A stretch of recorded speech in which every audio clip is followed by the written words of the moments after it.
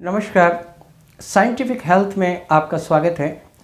आज की वीडियो का विषय है हल्दी, टर्मरिक, जिसमें हम इसके धर्मगुण, उपयोग और इसकी विशेषताओं के बारे में तथा कुछ घरेलू नुस्खों के बारे में जानेंगे। तो शुरू करते हैं। हल्दी अदरक की प्रजाति में आने वाला एक पौधा है जिसकी जड़ का इस्तेमाल हम अपने किचन के मसालों के रूप में करते हैं। साबुत हल्दी सभी ने देखी होगी। वास्तव में यह पौधे की जड़ होती है। इसे संस्कृत में हरिद्रा कहते हैं। इसकी कई प्रजातियां पाई जाती हैं। आज की वीडियो में हम इसकी दो प्रकार की प्रजातियों के बारे में जानेंगे, जिसमें एक तो जो हमारी किचन में मसालों के रूप में प्रयोग की जाती है, पीली हल्दी, और दूसरी आंबा हल्दी। आंबा हल्दी को जनरली औषधि के रूप में ज़्यादा इस्तेमाल किया जाता है। इसका रासायनिक संगठन देखें तो इसमें मुख्य कार्यशील घटक कुर्कुमिन नामक कंपाउंड होता है, जो हल्दी में लगभग 3% होता है। सुगंधित तेल, टर्मरिक ऑयल तथा टर्पिनॉइड पदार्थ होते हैं। इसके अतिरिक्त इसमें विटामिन ए, प्रोटीन 6.3% और कार्बोहाइड्रेट 69% होता है। धर्मगुण देखें तो यह उष्णवीर्य होने के कारण कफ वात का शमन करती है, पित्त रेचक और वेदना स्थापन है। प्रमेह के लिए यह अच्छी औषधि है। इसका लेप शोधर, वेदना स्थापन, कुष्ठघन, वर्ण शोधन, वर्ण रोपण, विकार, अतिसार, कामला और चर्म रोगों में ये एक उत्तम औषधि है। यह सब आयुर्वेदिक भाषा है। अब इसे सरल भाषा में एक एक करके मैं आपको बताता हूँ। यह एक एंटीऑक्सीडेंट है, एंटी इन्फ्लामेटरी है, एंटीसेप्टिक है, एंटी कैंसरस है, लीवर को डिटॉक्स करता है, यह इम्यून सिस्टम के लिए बूस्टर का काम करता है। अब हल्दी के इन गुणों को बीमारियों में कहाँ और कैसे इस्तेमाल करें, इसे जानते हैं। हल्दी में जो कर्क्यूमिन कंपाउंड पाया जाता है वह 3% होता है और यही एब्जॉर्ब होकर शरीर में अपना काम करता है। लेकिन यहाँ एक बात जाननी चाहिए कि यह बहुत कम मात्रा में ही एब्जॉर्ब हो पाता है। ये बात हमारे ऋषि मुनि हजारों साल पहले से जानते थे और उन्होंने इसलिए घर के खाने में गरम मसाला, जो हल्दी के साथ प्रतिदिन हर घर में इस्तेमाल किया जाता है, जिसका एक घटक काली मिर्च, ब्लैक पेपर, जरूर होता है। बिना काली मिर्च के कोई गरम मसाला नहीं होता। यह काली मिर्च हल्दी के कर्क्यूमिन का एब्जॉर्प्शन शरीर में बढ़ा देती है और हमें घर के खाने से ही इतनी कर्क्यूमिन का एब्जॉर्प्शन शरीर में हो जाता है कि रोज़मर्रा का काम चल जाए। परंतु अगर कोई बीमारी है, ख़ासतौर से क्रॉनिक डिजीज़, जिनमें इन्फ्लामेशन हमेशा बना रहता है, मतलब सूजन, उसके लिए हमें इस हल्दी की खास मात्रा लेनी पड़ेगी। उतने से काम नहीं चलेगा जो रोज़मर्रा के हिसाब से हम घर के खाने में इस्तेमाल करते हैं। नॉर्मली इसकी मात्रा 4 से 8 ग्राम प्रतिदिन के हिसाब से होनी चाहिए ऐसे केसों में, और वह भी काली मिर्च के साथ। अच्छा, कभी आपने सोचा कि दूध में ही हल्दी मिलाकर क्यों पीते हैं? मैं बताता हूँ। कर्क्यूमिन फैट सॉल्युबल होता है और दूध में फैट होता है, जिससे यह तुरंत शरीर में एब्जॉर्ब हो जाता है। परंतु जो सिर्फ दूध में हल्दी मिलाकर लेते हैं, उससे ज़्यादा बेहतर होता है कि उसमें आप थोड़ा सा काली मिर्च का पाउडर भी डालें, तो फिर कर्क्यूमिन की मात्रा ज़्यादा अच्छी तरह से एब्जॉर्ब हो पाएगी, तो लाभ भी ज़्यादा होगा। अब जानते हैं इसकी एंटीऑक्सीडेंट प्रॉपर्टीज़। असल में हमारे शरीर में जितनी भी क्रियाएं होती हैं, उन सभी के बायो प्रोडक्ट के रूप में एक चीज़ बनती है जिसे ऑक्सीडेंट कहते हैं, और उसे मेडिकल टर्म में फ्री रेडिकल बोला जाता है, और यही बीमारियों के कारण होते हैं। यह फ्री रेडिकल्स जब काउंटर नहीं किए जाते या शरीर से बाहर नहीं निकाले जाते, तो ये शरीर के किसी न किसी हिस्से में इकट्ठा होने लगते हैं और फिर उसमें रिलेटेड बीमारियां होने लगती हैं। अब इनको कैसे निकाला या काउंटर किया जाता है, तो इसे निकालने का काम करते हैं एंटीऑक्सीडेंट। तो हल्दी में यह गुण है, इसलिए यह हमारे भोजन का एक हिस्सा है जिसे हम भोजन के जरिए रोज लेते रहते हैं और फ्री रेडिकल्स को शरीर से निकालते रहते हैं।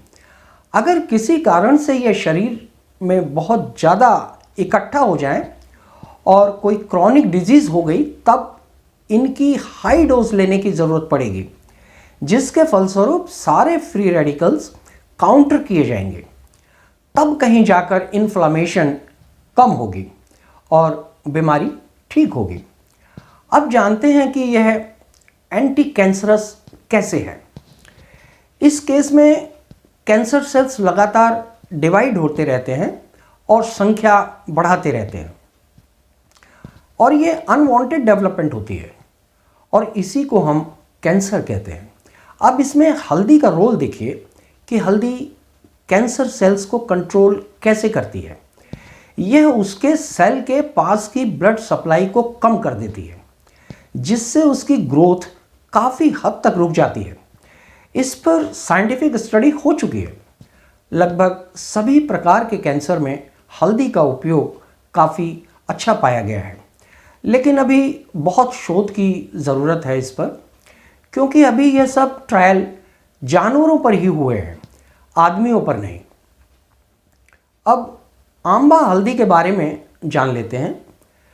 इस हल्दी की तासीर ठंडी होती है और वात बढ़ाती है। यह लघु और रुक्ष होती है तथा पित्त और कफ को कम करती है। उन लोगों के लिए अच्छी है जिनमें एक्स्ट्रा फैट या चर्बी है, यानी मोटापा है, ओबेसिटी है, उसको कम करती है। जबकि पीली हल्दी गर्म स्वभाव की है और वात और कफ को कम करती है। बाकी सभी गुणधर्म दोनों में एक जैसे हैं। आंबा हल्दी उन लोगों के लिए ज़्यादा उपयोगी है जिनको गर्म तासीर की चीज़ सूट करती है, और अगर थोड़ा सा भी ले लेते हैं तो शरीर में गर्मी, खुजली, मुंह में छाले आदि हो जाते हैं। ऐसे लोगों के लिए बहुत अच्छी है आंबा हल्दी। यह इनटेक के साथ साथ एप्लीकेशन में भी बहुत कारगर होती है, जैसे स्किन के रोगों में, खुजली आदि में इसका पेस्ट बनाकर लगा सकते हैं। डाइजेशन में भी इसका बड़ा अच्छा रोल है। जिन लोगों को पाचन ठीक से नहीं होता, जिससे उनके मल आदि में या गैस पास होने पे बहुत बदबू आती है, यह उसका भी पाचन करती है। मतलब अगर आयुर्वेद की लैंग्वेज में कहें तो आम का पाचन भी करती है। आम मतलब बिना पचा हुआ खाना, उसको भी पचा देती है। अब इसके कुछ नुस्खे देख लेते हैं। जैसे गले की खराश, इसके लिए 2 चुटकी हल्दी, 2 चुटकी नमक और 1 चुटकी काली मिर्च, 8 से 10 बूंद ऑयल या देसी घी, इन सबको 1 कप गर्म पानी में मिलाकर पी लें। ऐसा 4-5 दिन करें, गले की खराश बिल्कुल ठीक हो जाएगी। सर्दी जुकाम की परेशानी, इसका उपयोग लगभग सभी लोग जानते हैं, लेकिन मैं उन लोगों के लिए बता देता हूं जो नहीं जानते। तकरीबन 2 से 3 ग्राम हल्दी और 1 चुटकी काली मिर्च 1 गिलास दूध में अच्छी तरह से उबालें और ठंडा करके जब गुनगुना रह जाए तब पी लें, और ऐसा 8 से 10 दिन लगातार करें। पूरे सीजन सर्दी जुकाम होगा ही नहीं, और अगर किसी कारणवश हो भी गया तो फिर एक बार दोहरा दें। यह तो हर्बल ट्रीटमेंट है, नुकसान तो होगा ही नहीं। अब थोड़ा सावधानियों के बारे में भी जान लेते हैं। जैसा कि हम जानते हैं, किसी भी चीज़ का ज़रूरत से ज़्यादा इस्तेमाल करना हमेशा नुकसानदायक होता है, उसी तरीके से यह हल्दी भी है।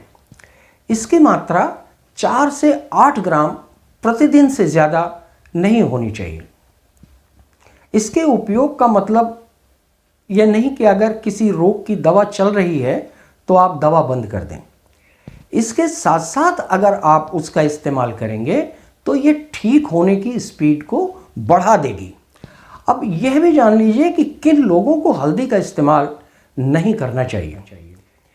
कहने का मतलब है दवा के रूप में। जितना हम भोजन में खाते हैं उससे कोई फर्क नहीं पड़ता, उतना तो हम हर स्थिति में खा सकते हैं, पर उससे ज़्यादा मतलब हल्दी का सप्लीमेंट लेना तो इसके बारे में इन बातों को समझना बहुत ज़रूरी है जो मैं अब बताने जा रहा हूँ। जिन लोगों को गाल ब्लैडर यानी पित्ताशय की किसी भी प्रकार की कोई समस्या है, उन्हें हल्दी का सप्लीमेंट नहीं लेना चाहिए, वरना प्रॉब्लम बढ़ सकती है।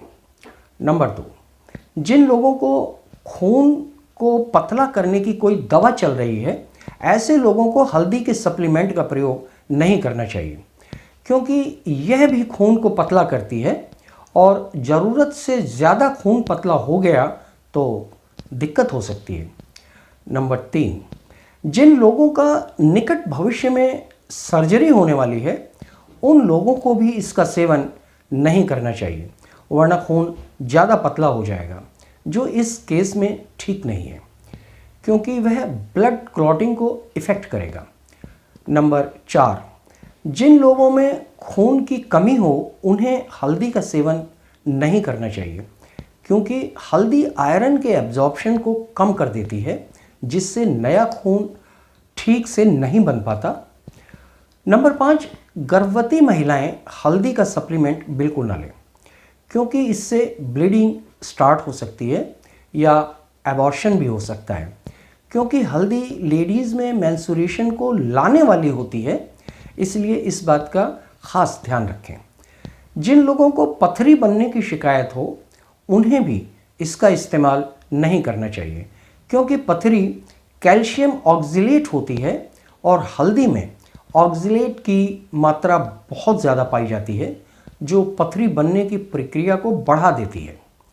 नंबर 7, डायबिटीज़ यानी जिन लोगों को शुगर की परेशानी हो, उन्हें हल्दी का इस्तेमाल करने से पहले अपने डॉक्टर से सलाह लेनी चाहिए, क्योंकि खून में ग्लूकोज को यह कम करती है और मरीज पहले से ही ग्लूकोज कम करने की दवा ले रहे होते हैं इस केस में, इसलिए इस बात का ध्यान रखना चाहिए, वरना ग्लूकोज अपनी लिमिट से ज़्यादा कम हो गया तो परेशानी बढ़ सकती है। इसलिए डॉक्टर से सलाह करके ही इसके सप्लीमेंट लें। तो ये सब थी सावधानियाँ, लेकिन मैं एक बार फिर से बता दूं, ये सब हल्दी के सप्लीमेंट लेने के बारे में था। खाने में जो हम हल्दी लेते हैं उसके लिए कोई मना नहीं है, हर इंसान ले सकता है और उतना लेना ज़रूरी भी है। यहाँ एक विशेष रूप से बात जाननी चाहिए कि जो हल्दी के सप्लीमेंट बाज़ार में मिलते हैं वह उतने कारगर नहीं होते जितने कारगर हल्दी होती है, कारण कि हल्दी में से जो उसका मेन एलिमेंट करक्यूमिन होता है उसे निकाला जाता है और कंसंट्रेट फॉर्म में सप्लीमेंट बना कर दिया जाता है, लेकिन नेचर ने ये हमें पैकेज के रूप में दिया है, मतलब इसके साथ बहुत सारे एलिमेंट्स होते हैं और जब हम उनके साथ करक्यूमिन को लेते हैं, मतलब जब हम सीधे हल्दी लेते हैं, तब वह हमारे शरीर में बेहतर तरीके से काम कर पाता है। तो ये सब कुछ था हल्दी के बारे में। आज के लिए इतना ही, मिलते हैं अगली वीडियो में। नमस्कार।